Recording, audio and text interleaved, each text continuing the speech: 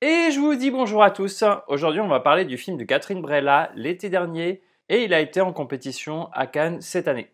Et avant de commencer cette vidéo, je te demande de t'abonner. Ça prend même pas 5 secondes et ça aide beaucoup la chaîne. Et surtout, ça aide des films qui ont moins de visibilité et que des gens doivent découvrir, je pense, plutôt que toujours uniquement des blockbusters.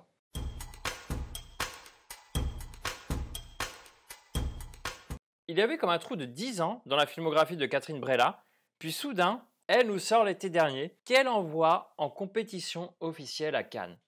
Le film est porté par Léa Drucker et Samuel Kirchner. Le long métrage s'inspire du film danois intitulé Dronningen. Voilà pour le côté Wikipédia. Après avoir vu ce film mercredi dernier, j'ai d'abord attendu un peu avant de m'attaquer à cette critique, histoire de ne pas avoir une réaction trop à chaud, parce que ce film a besoin d'une critique à tête reposée. C'est le genre de film à diviser les opinions. Et comme d'habitude, je n'avais pas regardé la bande-annonce afin d'avoir un regard neuf sur l'œuvre, sauf une récente exception pour la Palme d'Or, Anatomie d'une chute, où la bande-annonce avait attisé ma curiosité. Et si ça vous intéresse, vous pouvez jeter un coup d'œil à ma critique sur ma chaîne. Passons aux éloges. Tout d'abord, saluons le jeu des acteurs. Ils sont tous impeccables, y compris les enfants, malgré quelques retours caméra, mais ça s'explique par leur jeune âge. De manière générale, la performance d'acteur, à elle seule, permet de faire briller le film. Léa Drucker, quant à elle, incarne son rôle à la perfection, celui d'Anne, une femme de 50 ans à la beauté indéniable et indépendante. Maintenant, j'aimerais vous parler de ce malaise que j'ai rarement ressenti face à un film. Il y a des moments où j'étais tellement gêné que je ne voulais tout simplement pas voir ce qui se passait à l'écran. Ce film, c'est un peu une expérience érotique pour un public plus mature, on va dire. Avec cette manière remarquable de montrer très peu d'éléments à connotation sexuelle à l'écran, on a juste dans le film un bout de poitrine. Comprenez que la réalisatrice cherche à stimuler son spectateur par les dialogues, les gestes tactiles, les mains qui se frôlent, les épaules qui se touchent, les personnages en maillot de bain ou se déshabillant pour mieux mettre en valeur leur plastique. Tous ces éléments composent un tableau d'ensemble dans un but érotique.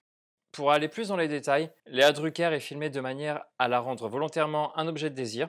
La réalisatrice souligne ses courbes dans des moments tout à fait ordinaires, comme lors d'une scène de lessive.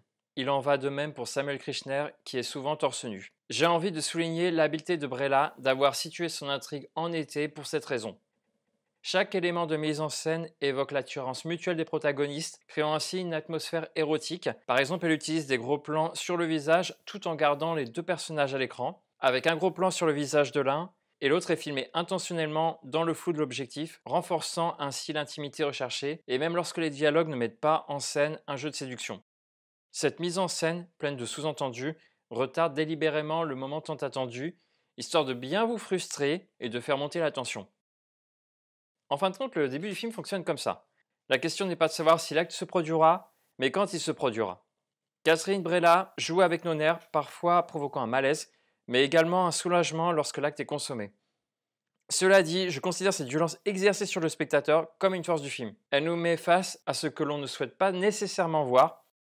La réalisatrice manipule nos désirs en femme d'expérience. Et parlons de ces scènes d'intimité, elles sont d'une longueur délibérée et elles sont filmées de manière à mettre l'accent sur les visages, presque à ras du sol. Pour moi, c'était vraiment une découverte d'avoir ce point de vue féminin dans la mise en scène. Je pense que la vie et les thèmes de Catherine Breillat vont diviser certaines femmes, notamment sur sa vision du désir féminin chez la femme mûre de la bourgeoisie. Elle évoque à travers le film ce que l'on pourrait appeler le compromis bourgeois, un concept déjà exploré dans un film italien des années 70, vers un destin insolite sur les flots bleus de l'été. Travolti da un insolito destino nel azzurro mare d'agosto. Bref, je parle pas italien, je crois que c'est clair là. Dans l'été dernier, la réalisatrice nous place au cœur d'un dilemme en proposant deux choix. D'un côté, un compagnon vieillissant, un peu bedonnant, un peu aigri, sous l'emprise de sa femme, mais riche, avec un statut social élevé et d'une grande culture. De l'autre côté, on a un adolescent de 17 ans, fort, aventureux, charismatique, transgressif, beau et avec beaucoup d'énergie. Ce qui rend pour moi ce film assez différent d'autres films dans le même genre et particulièrement original, c'est la manière dont le personnage de Léa Drucker, en toute puissance, maintient le statu quo en contrôlant ses deux prétendants. Et ça, c'est fort. Et voilà, c'était ma critique. Je vous conseille d'aller voir ce film.